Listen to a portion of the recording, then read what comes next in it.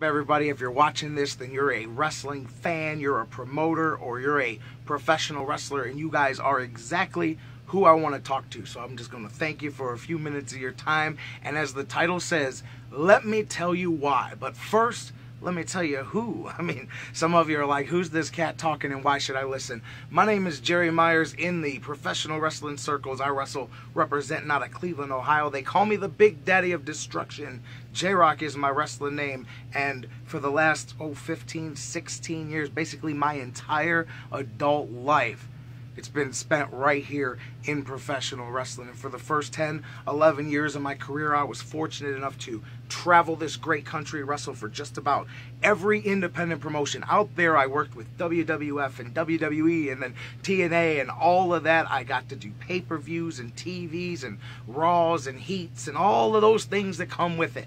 And I was very blessed and fortunate and worked hard throughout my career. I also trained some of the best talent going today. John McChesney, the king of independent wrestling, one of the best wrestlers going today. Perhaps you heard of one of the guys I trained. He's a Carter, and the world needs Carters. Ethan Carter III, the biggest superstar in TNA Impact Wrestling history. EC3, baby, fruit of my loins. Shane Taylor, who ripped up the Northeast, is now destroying the South, the Wildcat Sports Heavyweight Champion, tearing up the NWA, tearing up Texas, so many others. I mean, really blessed to hopefully have brushed some good things into this business along with the things that I've taken out. And you know, from the very beginning, when I learned under JT Lightning and Tracy Smothers, the guys that taught me the old school basis of what I've got, one of the things I've always strived to do is make sure that I gave more to the business than I took out. Leave more behind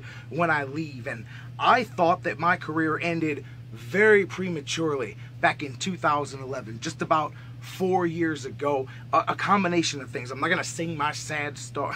We don't need to do a country song here, but I ended up in a set of circumstances I didn't expect out of professional wrestling. And whether it began as an injury and then instead of returning to wrestling, radio, the new career that I found, my passion for wrestling, whatever you want to call it, I became a shell of myself, and I quickly put myself into a new passion, a new place. And as you see, talking's a little bit of a thing that I like to do. And you know, I had gotten frustrated with the business because, you know, things had just seemed to reach a point where they weren't going to go any further. So long story short, I'm out of wrestling. I'm on the outside looking in, but I've got friends all over. Meanwhile, in the years that I'm out, there was a whole paradigm shift in professional wrestling, and all of a sudden, all the things that I wanted to happen, I was slowly starting to see happen. All of a sudden, my man Paul Heyman is out on TV, storytelling.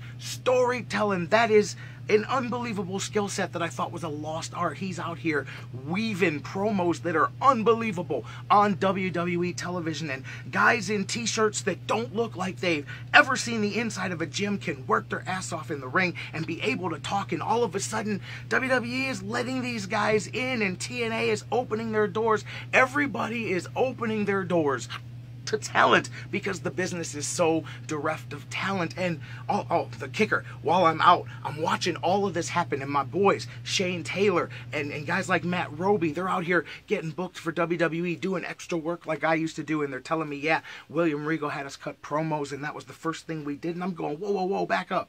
What was that? William Regal had us cut promos. And I'm like, wait a minute, do you know when I was doing dark matches and extra stuff and all of that stuff, it was speak when spoken to. They didn't want you to talk. You kept yourself quiet. You went to catering, you got some food, nice fat payday, did your stuff, dark matches, tryouts before the show, never a promo. My biggest skill set, talking, and they wanted nothing to do with it unless you're 6'5", 300 pounds, if you ain't got a best friend with a needle named Ass and Gas, you know what I'm saying? And that was all. And I'm watching this happen, and I'm not getting bitter, I wasn't getting hateful, but I wasn't getting angry. But yes, I was getting angry because I'm watching the skill set that I possess.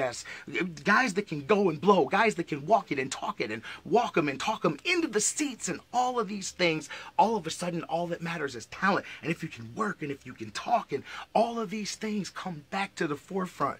And now I'm on the outside looking in. And then, just like It was taken away without wanting to come back. I had no interest in coming back. The same fortuitous set of circumstances happens in a different way, and all of a sudden, the opportunity presents itself to get back into this business that I love, this business that I invested my entire adult life in. But I said, no way am I going to just get back. And number one, I had put on 100 pounds and I had no business stepping back in the ring in the shape that I was in. I had to get back, but I couldn't just come back. I said, you can't do the same thing and expect different results. You can't come back just like you were before. If you're going to come back, we're going to do it, and we're going to do it right. So I spent a year, 12 months getting in shape, losing that extra 100 pounds. I mean, DDP yoga, bang, self high five, because my man helped me get it going. And I mean, I just hit a whole new training regimen, strickened up the diet, all the things you needed to do, got back in the ring, and now my comeback is on. Except this time,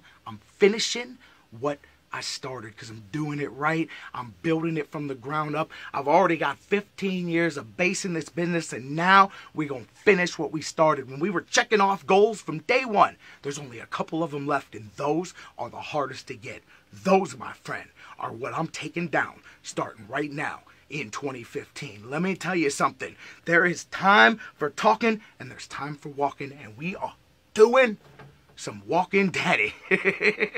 Because as I said at the beginning, my name is the Big Daddy of Destruction. They call me J-Rocc, and you are going to call me the hottest new thing in professional wrestling, whether it's a week from now, a month from now, or a year from now. Mark it down and remember the day that I told you so, because I am going to finish what I started. And more importantly than that, the hell with pointing at you. More importantly than that, I'm going to validate 15 years of my life. I'm going to validate all the blood, sweat, and tears. I'm going to validate the busted marriage. I'm going to validate the lonely kids. I'm going to validate the people alive and dead that sacrificed their lives and their time and their happiness so that I can do what I'm doing right now. See, I'm going to validate it all.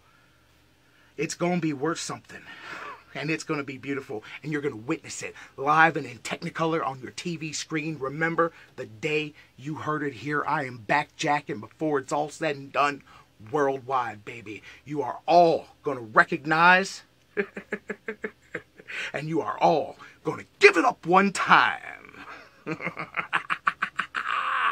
One time for J-Rocc Daddy.